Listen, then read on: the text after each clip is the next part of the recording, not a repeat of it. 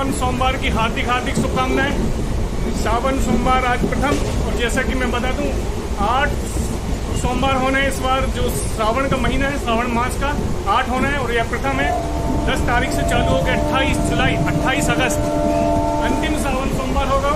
और अभी मैं एक यात्रा में हूँ अपने घर से जबलपुर की ओर। आप पीछे देख सकते हैं बहुत ही सुंदर सुंदर नज़ारों के बीच से यह गुजरती हुई ट्रेन सतपुड़ा के घने जंगल, झूमते अनमने जंगल आप पीछे देखेंगे। अभी बहुत ही सुंदर सुंदर प्राकृतिक सीन आप देख सकते हैं। अभी बारिश हो रही है और यह ट्रेन महाराष्ट्र और मध्य प्रदेश को जोड़ती हुई गोंदिया से चलकर गढ़ा आती है। गढ़ा राजा मदन शाह का गढ़ है, इसलिए उसका नाम गढ़ा है। जबलपुर को जोड़ेगी यह ट्रेन। मध्य प्रदेश और महाराष्ट्र को जोड़ने वाली यह ट्रेन हमारी।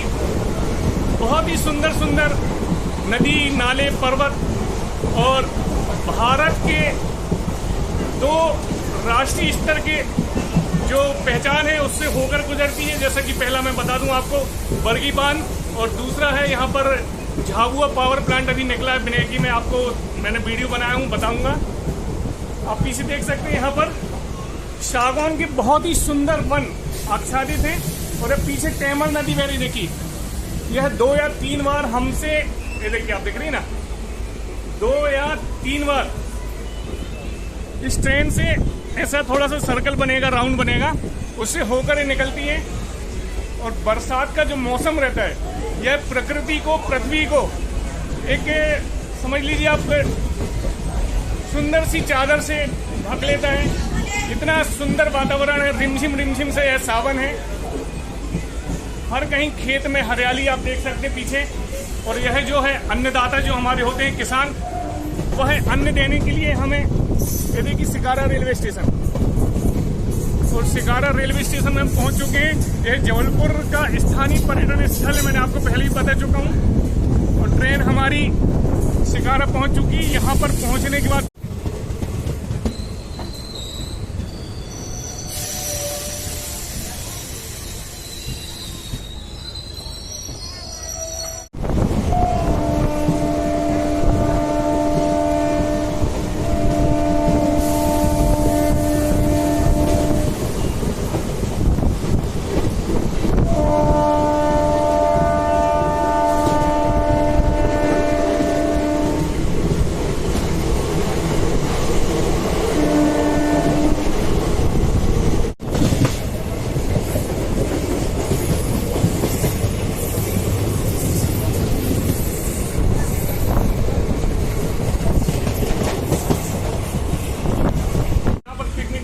टेमर नदी का बहुत सुंदर किनारा है। यहाँ पर जलप्रपात भी है और यह अपनी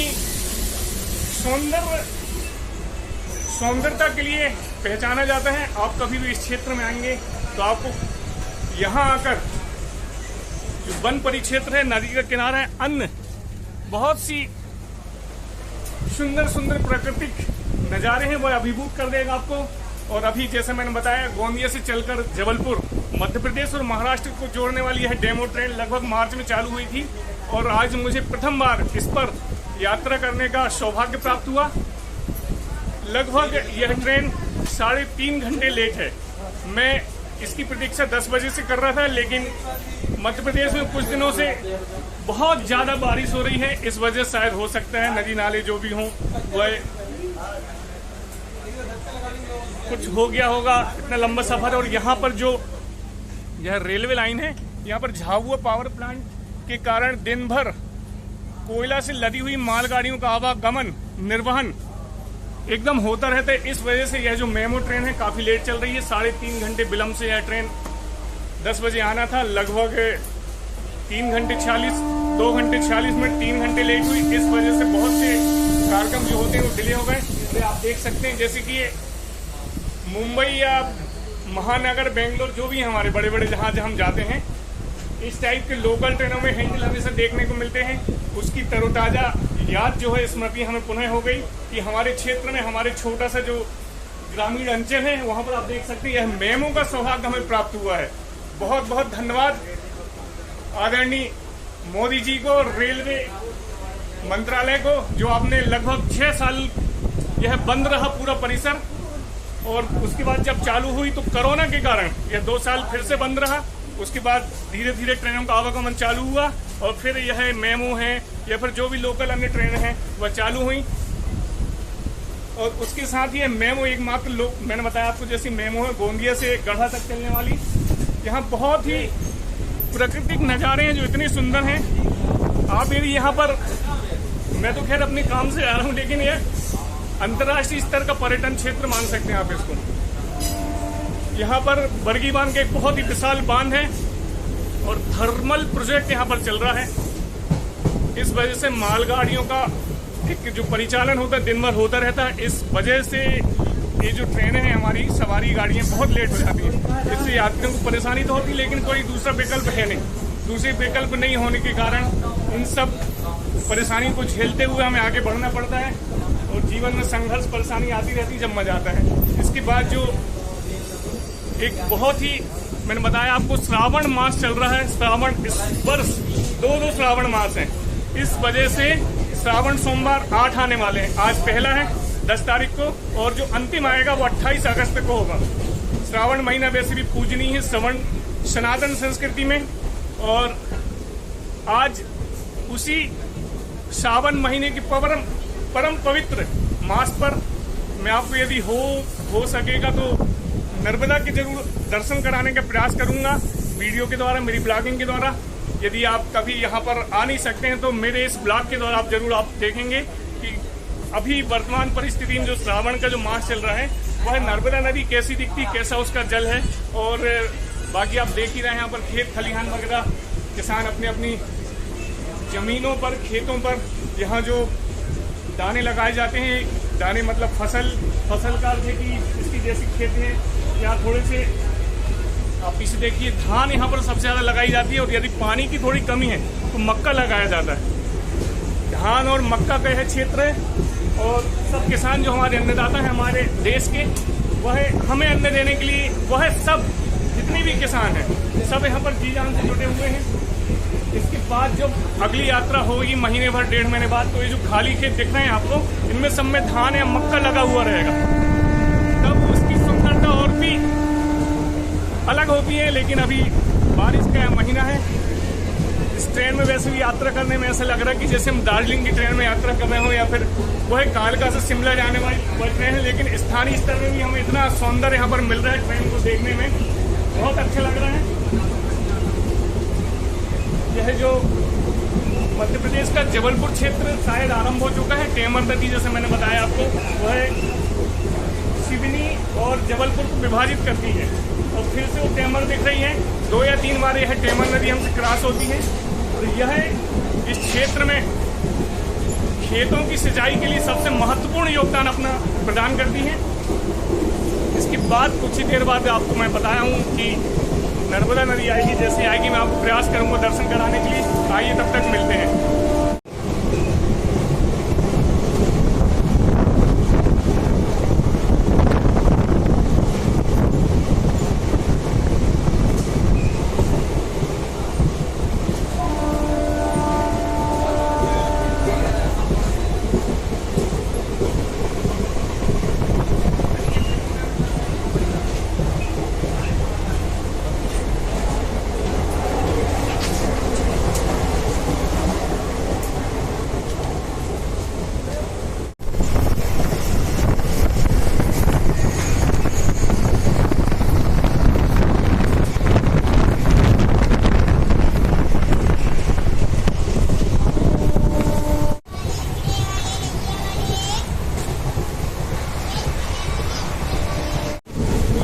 के बाद मैं आपको मां नर्मदा के दर्शन कराने वाला हूं। जैसा कि सनातन संस्कृति में ऐसा माना गया है कि गंगा में नहाने के बाद मोक्ष प्राप्त हो जाता है, ठीक वैसे ही मां नर्मदा के दर्शन करने मात्र से मोक्ष की प्राप्ति होती है या हो जाती है, ऐसा शास्त्रोक्त है, शास्त्रों में कहा गया है।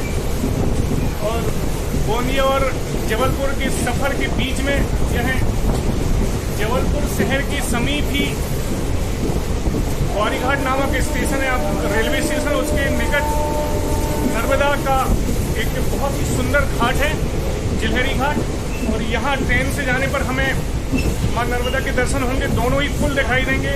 इसके पहले जो छोटी लाइन का पुल था वो भी, और जो इस पर अभी हम चल रहे हैं बड़ी लाइन का, तो दो पुल, एक पुराना, एक इतिहास, एक वर्तमान। जैसे कि पिछले ब्लॉग में आपने देख चुका है कि माँ नर्मदा का उद्गम स्थल अमरकंटक है। वह मध्य प्रदेश के 80% भाग में होती हुई 20% भाग गुजरात में जाकर के विलय हो जाता है खंबात की खाड़ी में गुजरात में, और 80% का यह जो भाग है वह मध्य प्रदेश के किसानों के लिए एक जीवनदायी सोपान समझ लीजिए, सौभाग्य। वह इन खेतीहर किसानों के, राष्ट्र के जो अन्नदाता हैं उनके किसानों को अपना अमूल्य जल देकर सिंचित करती है, जिससे कि अन्न पैदा होता है। और यह बहुत ही आर्थिक दृष्टि से महत्वपूर्ण है, धार्मिक दृष्टि से महत्वपूर्ण है, और सौंदर्य प्रेमी आप यदि हैं तो सौंदर्य की दृष्टि से भी बहुत ही महत्वपूर्ण नदी है। बहुत ही हम बहुत खुशनुमा माहौल। सुबह एकदम तेज बारिश थी, जैसे कि मध्य प्रदेश में कुछ दिनों से या समस्त उत्तर भारत में बहुत तेज बारिश का सामना करना पड़ रहा है। अभी थोड़ी देर पहले धूप और फिर अभी थोड़ा सा खुशनुमा माहौल आप देख सकते हैं। और हम पहुंच चुके हैं उस पुल पर, आप देखिए यह आगे आए, ये देखिए आप नर्मदा के पुल में हम चल रहे हैं। पीछे जो देख रहे हैं आपको छोटी लाइन का पुल है। हमारी छोटी लाइन सबसे बड़ी हुई तो यहाँ आ गए, छोटी लाइन वहाँ हो गई। ये क्या पीछे पुण्य सलीला जिसे बोलते हैं माँ नर्मदा का, वह सुंदर सा किनारा है जबलपुर के पास। और पीछे जैसे दिखाया मैंने आपको वह तट, वह नदी गई, यह ग्वारी घाट के पास है। और इस सफर में गोंदिया से जबलपुर के सफर में हमें माँ नर्मदा के भी दर्शन होते हैं। और हमारे बबलू भाई हमेशा हमें मिलते रहते हैं, चना बेचते हैं। 10 रुपये का चना भी आपको दे देते हैं, जैसे मैंने पिछले ब्लॉग में ही बताया है। आज फिर से मुलाकात हो गई, तो आप कभी भी यदि इस सफर का, इस यात्रा का आनंद लें, तो कुछ स्वल्पाहार का आपको मन हो तो आप बबलू भाई से अवश्य संपर्क करें। इनके चने की कीमत 10 रुपये से आरंभ है, एकदम 10 रुपये से बढ़िया मसालेदार चना आप इनका स्वादिष्ट लीजिए और चखिए। इससे आपका जो सफ़र है, जो यात्रा है आपकी, बहुत ही मंगलकारी भी होगी और एकदम मनोरंजन से कैसा आपका समय बीत जाएगा पता ही नहीं चलेगा। अंतिम समय चल रहा है, लगभग 20-25 मिनट के बाद हम अपने गंतव्य स्थान पर पहुंच जाएंगे, जो हमारा लक्ष्य समझ लीजिए जबलपुर है। बहुत ही कम दूरी अब बची हुई है। यह नर्मदा नदी का जो पुल मैं आपको दिखाने के लिए यहाँ पर अपनी सीट छोड़कर आया, तो मैं पुनः बैठ रहा हूँ। देखिए यहाँ पे डेमो मेमो इसे जो बोलते हैं, हमारी स्थानीय लोकल ट्रेन है। ये हर छोटे बड़े स्टेशनों पर आबाद रूप से रुकती रहती हैं। और यह इस क्षेत्र के लिए बहुत लाइफलाइन समझ सकते हैं आप इसे, जीवन रेखा है। समस्त चाहे किसी का भी आवागमन करना हो, वो छात्र हो या रिश्तेदारी में हो या व्यापार हो, शिक्षा के लिए हो, स्वास्थ्य के लिए हो, आना जाना मिलना हो, वह सबके लिए हमारे एक सेतु का काम करती है। यह बहुत पुरानी रेलवे लाइन, लगभग 150 साल से पहले यहाँ पर छोटी लाइन थी, जो कि नागपुर से जबलपुर तक उसका कनेक्शन था। फिर बंद हुआ, फिर गेज कंजर्वेशन का काम हुआ, और अब यह पुनः हम लोगों के लिए एक फिर से जीवनदायी हो चुकी है। गोंदिया से जबलपुर का यह जो सफ़र है, लगभग 200 किलोमीटर के आसपास का है, अनुमान बता रहा हूँ मैं। इस सफ़र में बहुत ही सुंदर सुंदर नज़ारे आपको देखने को मिले। मैंने आपको कुछ दिखाया अपने ब्लॉग के माध्यम से। आप कभी इस रूट से यदि निकलें तो इस खिड़की पर बैठ के, जैसे मैं बैठा हूँ, इन नज़ारों का आप मात्र अपने शुल्क में, जो आपका शुल्क है जो देंगे, उससे फ्री देख सकते हैं। आपको कोई अतिरिक्त शुल्क नहीं प्रदान करना पड़ेगा। आपको बताया मैंने, पर्यटन, धार्मिक पर्यटन और सौंदर्य, प्राकृतिक सौंदर्य है जो, और ग्रामीण शैली। 10 रुपये में मूंगफली, 5 रुपये में चने बटाने, ये सब जो हम देखें, ये हमारे लिए बुलेट ट्रेन, वंदे भारत, शताब्दी, राजधानी, जो भी सब है, यह उन ट्रेनों से भी हमारे लिए श्रेष्ठ है, क्योंकि इससे दूसरा साधन हमारे पास है नहीं, दूसरा कोई साधन ही नहीं है। तो हमारे लिए जो भी ट्रेन है बहुत महत्वपूर्ण है। यह हमारे जीवन में बहुत ही एक समझ लीजिए आप रोचक योगदान रखती है हमारे कार्यों को संपादित करने के लिए। और अगले ब्लॉग तक आपसे मैं पुनः अनुमति चाहूँगा। बहुत दिनों के बाद ब्लॉग बनाया, लेकिन समय का जो अभाव था वो थोड़ा घर से निकलना नहीं हो पा रहा था। आज पुनः मुझे जबलपुर जाने का शुभ अवसर मिला, इस वजह से मैं ब्लॉग बना रहा हूँ। चलिए मिलते हैं अगले ब्लॉग तक। जय जय हिंद, वंदे मातरम।